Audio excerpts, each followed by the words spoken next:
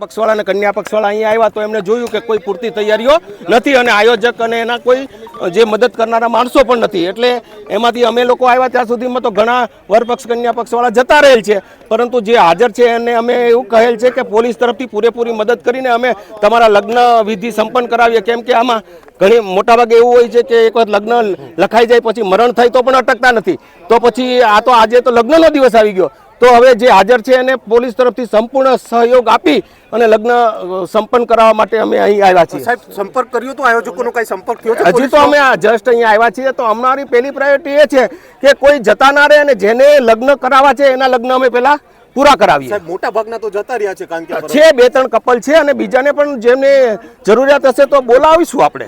અને તમે પણ હું તો એમ કહું છું કે આ તો એવું સામાજિક જવાબદારીનું કામ છે કે પોલીસ નહીં, આ પત્રકારો પણ આમાં આ ઇન્ટરવ્યુની કામગીરી પૂરી થયા પછી આ વિધિમાં જોડાવ।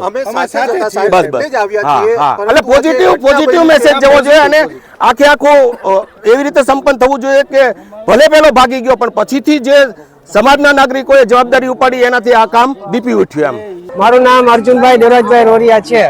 આયોજકો તો ભાગી ગયા છે, હવે અમે શું કહી શકીએ, અમને તો કઈ ખબર છે નહીં। એના સ્ટેટસ આવ્યું હતું કે હું બીમાર છું અને હું 4 વાગે આવી શકીશ, એની પહેલા નહીં આવી શકું અને બધા અમારા આયોજકો આવી જશે, પણ હજી સુધી કોઈ આવ્યું નથી અહીંયા। અને 28 લગ્ન હતા, 28 દીકરીના જે મીંઢોર માંગ્યા હોય અને માતાજીને વચમાં લીધા હોય, ભાઈ હવે એ મીંઢોર ક્યાં છોડવા, મને કયો તમે? 4 ફેરા ફરવા હોય, અમુક પાસે પૈસા ન હોય બિચારા ગરીબ, અમે તો જેમ કે થોડા પૈસા વાળા પણ મિડલ ક્લાસ માણા હોય એ શું કરે આમાં, તમે મને કયો?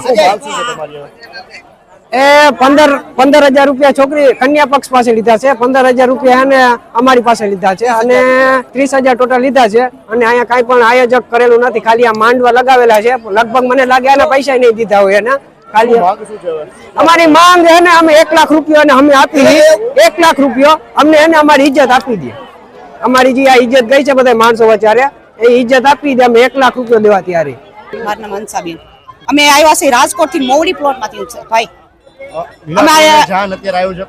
અમારે એમાં ભાણેજ પહેરાવા આવ્યા છે, તો હવે હાવ ઈ ગરીબ છે, વ્યાજે પૈસા લઈને ભરી, તો મોદી સરકારે એમ કે છે મારી વાલી દીકરીઓ મારી વાલી બેનું છે, મારી રાખડી બાંધે, તો મોદી સરકાર આટલી બધી દીકરીઓ રોવે છે તો એનું આયોજન કેમ કોઈ નથી કરતા?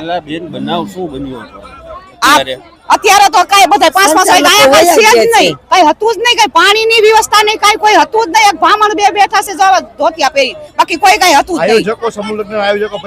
પૈસા આપી દીધા છે,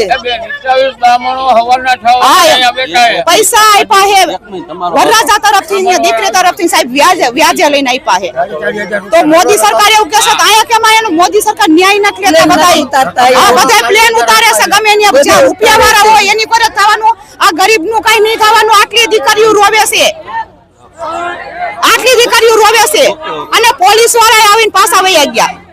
આ દીકરીઓ નું કઈક તો કરવું ને, આમાં બધા હરખા નહીં હોય, ઘણા માથા ભાઈ રહી હોય, બધા ડાયા નહીં હોય।